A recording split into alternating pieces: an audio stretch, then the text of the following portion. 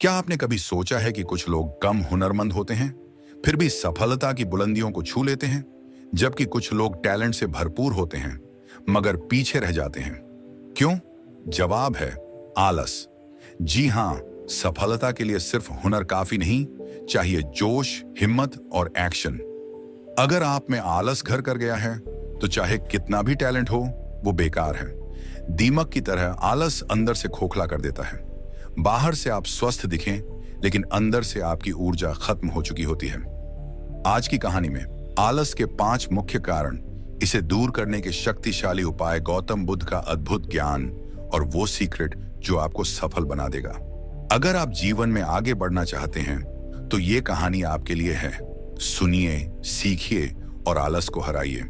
ये कहानी एक ऐसे व्यक्ति की है जिसने आलस के जाल में फंसकर अपनी जिंदगी को बर्बाद होने की कगार पर पहुंचा दिया था। लेकिन बुद्ध की सीख और अपने भीतर की ताकत को पहचान कर उसने न सिर्फ आलस को हराया, बल्कि एक प्रेरणादायक जीवन की शुरुआत की। यह कहानी न केवल मनोरंजक है, बल्कि यह आपको आलस के कारणों को गहराई से समझने और इसे दूर करने के व्यावहारिक उपायों को अपनाने की प्रेरणा देगी। तो तैयार हो जाइए एक ऐसी यात्रा के लिए जो आपके मन को छू लेगी और आपके जीवन को बदलने की शक्ति रखती है।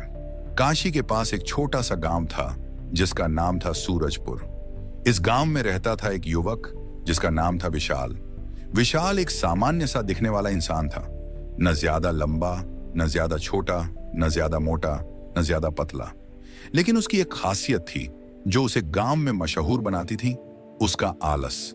विशाल का आलस इतना गहरा था कि गांव वाले उसका मजाक उड़ाते थे। कोई कहता, विशाल, अगर आलस बेचा जा सकता तो तू दुनिया का सबसे अमीर आदमी होता। तो कोई कहता, विशाल, तू तो सूरज को भी सोने के लिए मना ले। विशाल के पास हुनर की कोई कमी नहीं थी। वह बचपन में बहुत होनहार था।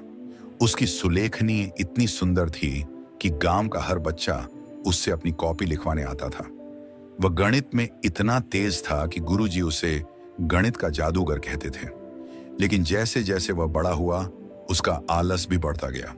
स्कूल के बाद उसने पढ़ाई छोड़ दी, गांव में एक छोटी सी दुकान खोली, लेकिन वह भी ज्यादा दिन नहीं चली। कारण? आलस।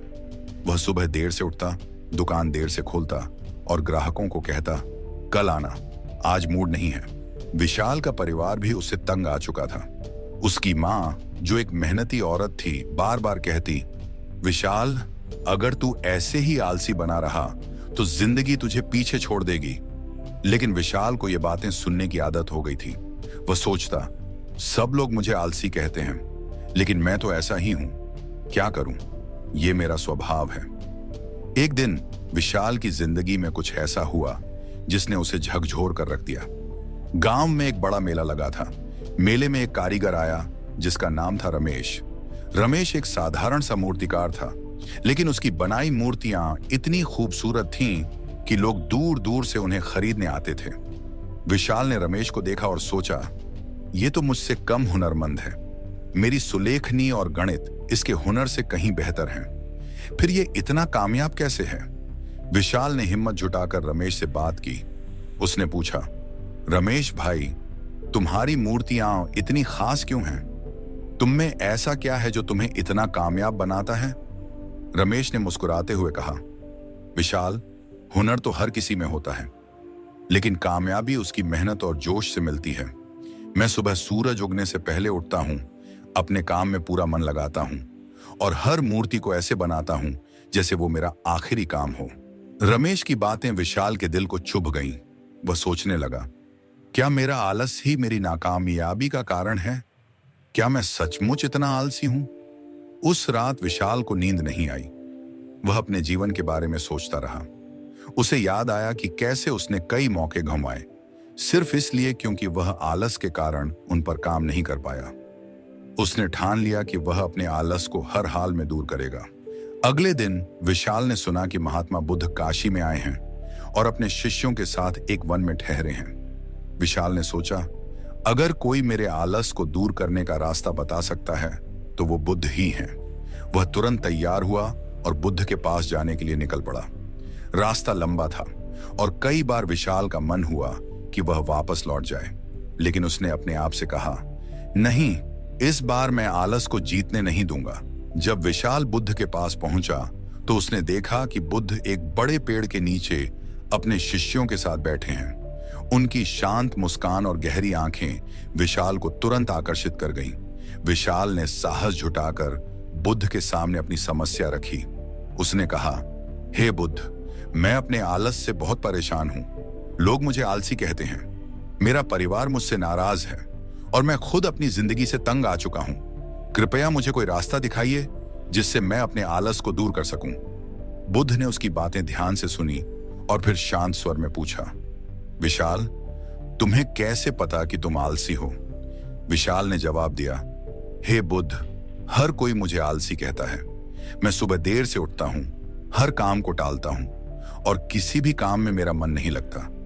मेरे परिवार वाले कहते हैं कि मैं कुछ नहीं कर सकता। बुद्ध ने मुस्कुराते हुए कहा, क्या तुम्हारे पास कोई ऐसा प्रमाण है कि तुम आलसी हो? क्या तुम यह सिद्ध कर सकते हो कि तुम में जोश और उत्साह की कमी है? विशाल ने सोचा और कहा, मैं हर काम को टालता हूं। मुझे सुबह उठने में तकलीफ होती है और कोई भी काम शुरू करने से पहले मेरा मन कहता है, इसे बाद में कर लूंगा। क्या यह आलसी होने का प्रमाण नहीं है? बुद्ध ने गहरी सांस ली और कहा, आलस को समझने के लिए हमें पहले यह जानना होगा कि आलस क्या है। आलस कोई बीमारी नहीं है, बल्कि यह एक आदत है जो हमारे शरीर और मन में धीरे धीरे घर कर लेती है। यह जोश और उत्साह का अभाव है। इसे दूर करने के लिए हमें 2 स्तरों पर काम करना होगा, शारीरिक स्तर और मानसिक स्तर। बुद्ध ने विशाल को अपने पास बैठने का इशारा किया और कहा, सबसे पहले हम शारीरिक आलस को समझते हैं। उन्होंने अपने शिष्यों की ओर इशारा करते हुए कहा, विशाल, मेरे इन शिष्यों को देखो। इनके चलने, उठने, बैठने और लेटने में एक लय है, एक तालमेल है। इनकी हर हरकत में एक सजगता है, एक जागरूकता है। जब ये चलते हैं तो उनकी रीढ़ सीधी होती है, कदमों में आत्मविश्वास होता है। जब ये बैठते हैं तो उनकी मुद्रा ऐसी होती है जैसे वे पूरी तरह से इस पल में मौजूद हों। और जब ये लेटते हैं तो उनका शरीर पूरी तरह से शांत और स्थिर होता है। विशाल ने शिष्यों को गौर से देखा। वह उनकी हरकतों में एक अनुशासन और ऊर्जा को महसूस कर रहा था। बुद्ध ने आगे कहा, अब एक आलसी व्यक्ति को देखो। वह झुका हुआ चलता है, उसकी आंखें नीचे की ओर होती हैं और उसके कदमों में कोई जोश नहीं होता। वह जब बैठता है तो उसकी रीढ़ टेढ़ी होती है और वह हर समय बेचैन रहता है। 70% आलस हमारी शारीरिक आदतों से आता है। अगर तुम अपनी शारीरिक मुद्राओं को सुधार लो, अपनी हर हरकत को होशपूर्वक करो, तो तुम्हारा आलस अपने आप कम होने लगेगा। बुद्ध ने आगे कहा, शारीरिक आलस का दूसरा बड़ा कारण है नींद। एक मानव शरीर को संतुलित नींद की जरूरत होती है। अगर तुम जरूरत से ज्यादा सोते हो तो तुम्हारा शरीर सुस्त हो। हे बुद्ध, एक इंसान को कितनी नींद लेनी चाहिए? बुद्ध ने जवाब दिया, एक स्वस्थ व्यक्ति को 6 से 8 घंटे की नींद लेनी चाहिए। अगर तुम्हारा शरीर ज्यादा थका हुआ नहीं है तो 6 घंटे काफी हैं। लेकिन अगर तुमने दिन भर मेहनत की है तो 8 घंटे की नींद ले सकते हो। साथ ही यह भी जरूरी है कि तुम रात में सो। दिन में सोने की आदत आलस को बढ़ाती है, क्योंकि दिन का शोर और उजाला तुम्हें गहरी नींद नहीं लेने देता। विशाल ने कहा, लेकिन मेरा काम ऐसा है कि मैं रात में देर तक जागता हूं। ऐसे में सुबह जल्दी कैसे उठूं? बुद्ध ने समझाया, अगर तुम्हारा काम रात में है तो भी तुम्हें नींद का समय निश्चित करना होगा। दिन में सोते समय ऐसी जगह चुनो जहां शोर कम हो। तुम अपने कानों में रुई डाल सकते हो ताकि बाहर की आवाज तुम्हारी नींद में खलल न डाले। लेकिन कोशिश करो कि धीरे धीरे अपने काम का समय ऐसा बनाओ कि तुम रात में सो सको। बुद्ध ने आगे कहा, शारीरिक आलस का तीसरा कारण है सुबह देर से उठना। पूरी प्रकृति, पेड़ पौधे, पक्षी और यहां तक कि सूरज भी सुबह जल्दी जाग जाते हैं। अगर तुम सूर्योदय से पहले उठोगे तो तुम्हारे शरीर में एक नई ऊर्जा आएगी। सुबह का समय सबसे शांत और ताजा होता है। इस समय उठने से तुम्हारा मन और शरीर दोनों तरोताजा रहेंगे। विशाल ने कहा, लेकिन सुबह जल्दी उठना मेरे लिए बहुत मुश्किल है। बुद्ध ने मुस्कुराते हुए कहा, यह मुश्किल इसलिए है क्योंकि तुमने इसे अपनी आदत नहीं बनाया। पहला कदम उठाओ, हर दिन 10 मिनट पहले उठने की कोशिश करो। धीरे धीरे तुम्हारा शरीर इसकी आदत डाल लेगा और जब तुम सुबह जल्दी उठोगे तो अपने दिन की शुरुआत किसी छोटे सकारात्मक काम से करो। इससे तुम्हारा मन उत्साहित रहेगा। बुद्ध ने आगे कहा, शारीरिक आलस्य का चौथा कारण है गलत भोजन। जो भोजन तुम खाते हो वही तुम्हारे शरीर को ऊर्जा देता है। अगर तुम ऐसा भोजन खाते हो जिसमें कोई पोषण नहीं है तो तुम्हारा शरीर सुस्त हो जाएगा। प्रकृति से प्राप्त ताजा भोजन, फल, सब्जियां, अनाज, ये तुम्हारे शरीर को ऊर्जा देते हैं। लेकिन अगर तुम ज्यादा तला भुना या भारी भोजन खाते हो तो तुम्हारा शरीर उसका बोझ नहीं उठा पाता। विशाल ने पूछा, क्या भोजन का समय भी मायने रखता है? बुद्ध ने जवाब दिया, हाँ बिल्कुल, भोजन का समय उतना ही जरूरी है जितना भोजन की गुणवत्ता। सुबह का नाश्ता हल्का और पौष्टिक होना चाहिए। दोपहर का भोजन तुम्हारा सबसे बड़ा भोजन हो सकता है, क्योंकि उस समय तुम्हारा शरीर सबसे ज्यादा सक्रिय होता है।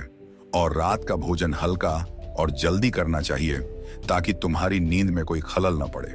बुद्ध ने विशाल से कहा, अब हम मानसिक आलस की बात करते हैं। शारीरिक आलस को तो तुम समझ गए, लेकिन मानसिक आलस उससे भी गहरा होता है। यह तुम्हारे मन की ऊर्जा को चुरा लेता है और तुम्हें हर काम से दूर भगाता है। बुद्ध ने समझाया, मानसिक आलस का पहला कारण है नाकामयाबी का डर। जब तुम किसी काम में असफल होते हो तो तुम्हारा मन उस असफलता को बार बार याद करता है। इससे तुम्हारा जोश और उत्साह कम होने लगता है। तुम सोचने लगते हो कि मैं ये काम नहीं कर सकता या मुझसे ये नहीं होगा। यह नकारात्मक सोच तुम्हें नए काम शुरू करने से रोकती है। विशाल ने कहा, हाँ, मैंने कई बार कोशिश की लेकिन हर बार असफल हुआ।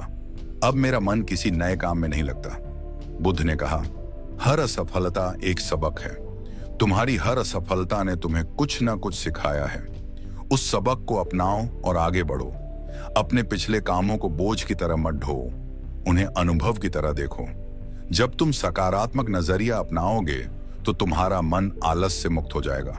बुद्ध ने आगे कहा, मानसिक आलस का दूसरा कारण है लक्ष्य का अभाव। अगर तुम्हें नहीं पता कि तुम्हें क्या हासिल करना है तो तुम्हारा मन भटकता रहेगा। उन्होंने विशाल से पूछा, मान लो तुम एक जंगल में खो गए हो और तुम्हारे पास खाने पीने का कुछ नहीं है, तुम क्या करोगे? विशाल ने जवाब दिया, मैं खाना ढूंढने की कोशिश करूंगा। बुद्ध ने कहा, और अगर तुम्हें खाना नहीं मिलता तो? विशाल ने कहा, तो मैं जंगल से बाहर निकलने का रास्ता ढूंढूंगा। बुद्ध ने मुस्कुराते हुए कहा, देखा, उस समय तुम्हारा लक्ष्य स्पष्ट था, जिंदा रहना। इसीलिए तुम्हें कोई आलस नहीं आया। लेकिन रोजमर्रा की जिंदगी में हमारा लक्ष्य स्पष्ट नहीं होता। हमें नहीं पता कि हम क्या चाहते हैं। अगर तुम अपने लिए एक स्पष्ट लक्ष्य बनाओ तो आलस तुम्हारे पास नहीं आएगा। बुद्ध ने आगे कहा, मानसिक आलस का तीसरा कारण है गलत संगति। अगर तुम आलसी लोगों के साथ रहोगे तो तुम भी उनकी तरह बन जाओगे। आलस एक संक्रामक बीमारी की तरह है, यह दूसरों से तुम में फैलता है।